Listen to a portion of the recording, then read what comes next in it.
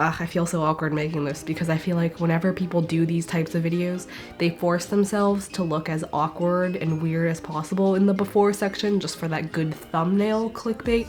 But I promise I'm not forcing anything. This is just my natural state of existence. And also I just happen to be mildly ill. I don't think I have COVID. I'm fully vaccinated. I am getting a test just in case, but I'm pretty sure it's just a mild cold. Because of that, I have made it quite easy for myself to have nowhere to go but up. But I will be making a genuine effort throughout this little challenge to improve myself, both in some superficial aspects, because what's the purpose of being a woman on the internet if you're not hot, and actually improving who I am as a person. So this is where we're at as the before, and let's jump right in. And let's get started with something I have to do pretty regularly for the next 3 weeks if I want it to work, which is applying these whitening strips to my teeth. This sheet of white paper is a comparison point for me to like color correct so that the day-to-day lighting changes don't actually affect the before and after results. Based on all the research I did on the internet, I'm supposed to brush my teeth before doing this. At this point, my mic had died without me realizing it, but it's okay, you didn't miss anything important. All I did was make weird faces and talk about how sour funky it all tasted. I feel like I did a kind of bad job applying these, but whatever, it's day one. Here's to the first day of this 20-day, 10 strips process.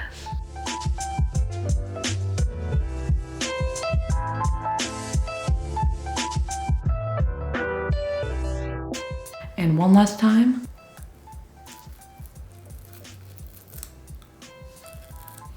To me, it definitely feels and looks like my teeth have gotten significantly whiter over the past few weeks, but the color comparison test will be the real final tell, so I'll show another one of those on screen right now.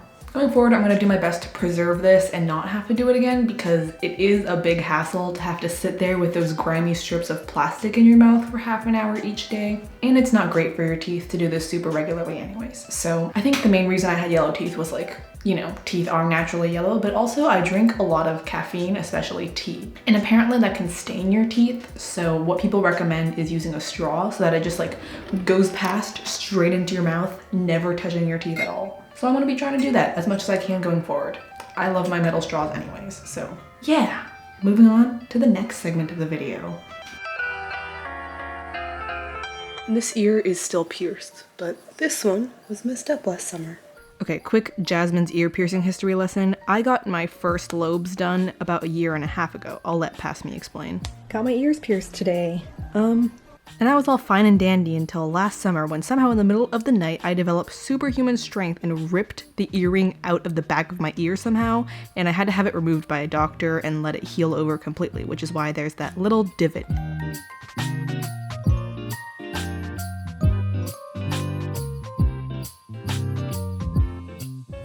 It wasn't that painful. It kind of just felt like the way you feel when you get like a shot or like getting your blood drawn. It's a cute throwback clip, and I do agree with that statement. It doesn't hurt that much. Heck yeah! Now I have holes in my ears.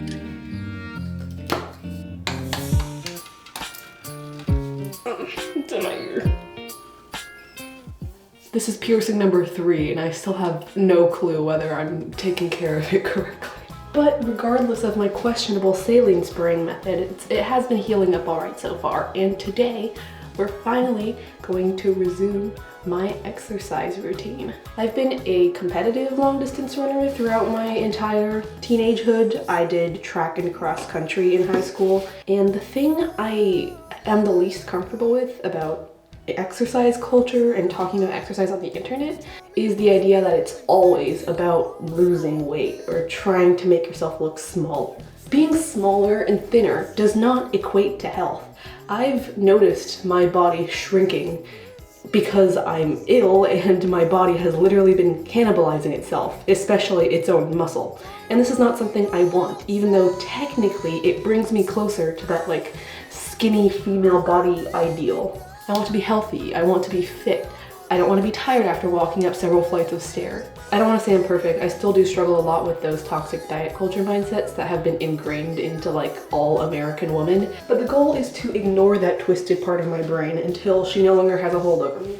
And what I actually think is that exercise is not a way to make up for food or a way to change some fundamentally deficient part of myself. Anyways, enough of me philosophizing about mindset. The goal of today is an easier run at an easy pace, just getting myself back into the flow of running. Over the next 2 weeks, I made myself a little like ramp back up to my usual weekly mileage plan, so let's get started on that journey.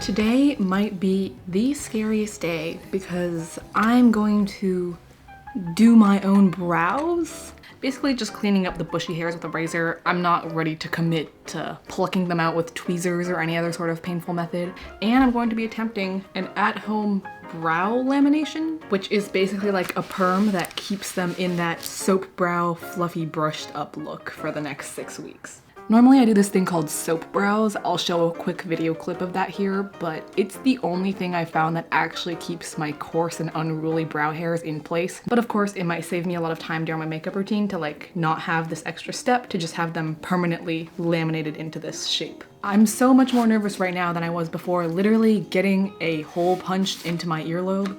I think for me, the nervousness is just like, I trust these licensed professionals to do the thing they make their living off of doing perfectly, but I don't trust myself to do an amateur acceptable job at a significantly less risky task. I'm gonna start with the brow lift thing, just so that when I do the shaving hairs part, it's already in the final shape.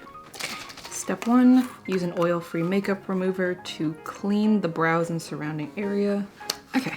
Step 2, apply a thin layer of adhesive onto the brows. What's a thin layer? Like, is this enough? What do y'all think? You can't respond to me. Not until I've already like gone and done fried my eyebrows off. I think even as a young child, I was aware that like I had really full dark eyebrows, which was like a desirable thing that adults around me expressed that they wanted as well, but that they were really bushy and that they would be just perfect if I could clean them up a little bit. And like that feels kind of BS, like to tell a child that they look great except they should remove some of the naturally occurring hairs off their face. Like this whole video is kind of a contradiction in that like I don't want to be the kind of person who super into social beauty standards, but at the same time I have to balance that conflict of like I'm a woman who makes my living off the internet, so there is like a huge advantage to being more conventionally attractive. Yeah, I'm just gonna try something new on my eyebrows, and if I like it more, I like it more. And if I don't, like I already know I like my natural brows anyway, so it doesn't really matter. I'll just let them go back to their natural state. Next, I need to apply number 1 lifting lotion onto the brows with a clean micro brush and cover the area with a cling film. I'm not gonna lie, this feels kind of ridiculous.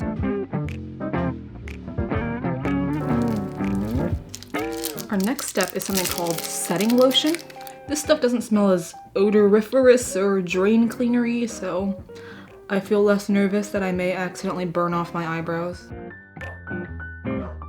I don't really understand what the end result of this was supposed to be, because right now it kind of just feels and looks like my brows are plastered onto my forehead.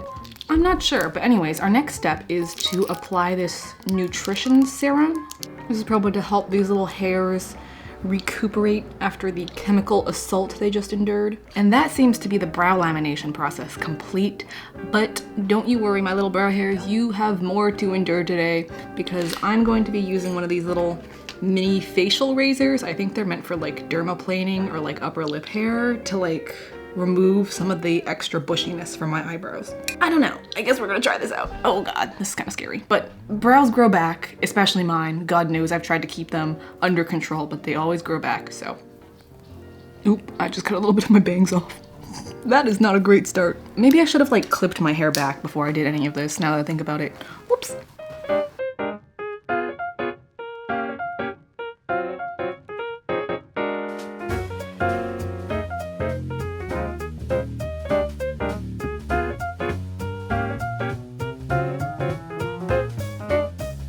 I just gotta commit. I gotta full send it. Oh, why do I sound like Minecraft Steve falling into a 1 block tall thing of water? Oh my god. Okay. Okay. I did it. I don't know if I like it. Ah, it's too late. I have to do the other side. I feel like I don't look like myself anymore. Like, why is there like the Gulf of Mexico between my 2 eyebrows? I feel like if I were to do this again, I would definitely like tweeze some here so that it looks more like a natural like fade in like a normal brow does instead of this like harsh cut off line. I guess it looks a little bit better if I like zhuzh my bangs so they cover everything, but I'm already Googling how long it'll take for eyebrows to grow back because I really miss the way I used to like actually look with the natural longer gradient of eyebrow going through there. I liked part of this of like cleaning things up on the top and bottom so it looks a little straighter and neater, but I don't like the way I just kind of chopped out a chunk in the middle there.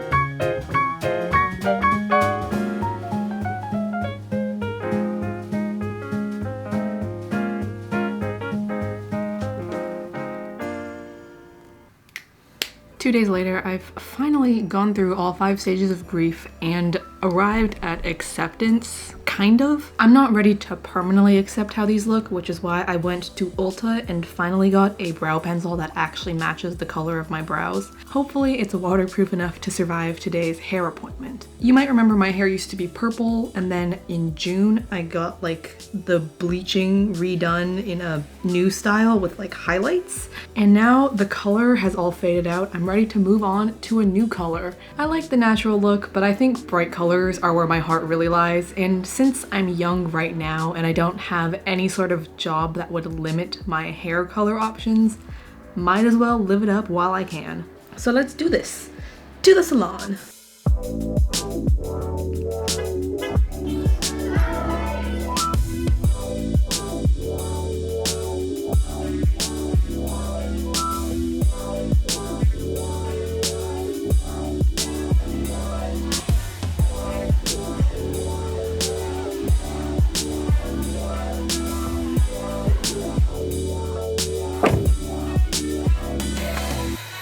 And now I need to drive home with my beautiful new pink hair. We went for a darker pink just so that it would last longer because like as it fades it'll still have the color left there, you know what I mean? And I'm gonna film the rest of this stuff at home because I am melting. My car is like an oven. It is preheated to 450 degrees. I'm being baked like a cookie. Not even a smart one, just a dumb one, having my last 2 brain cells fried in a hot car. Starting route to home. Venomous reptiles.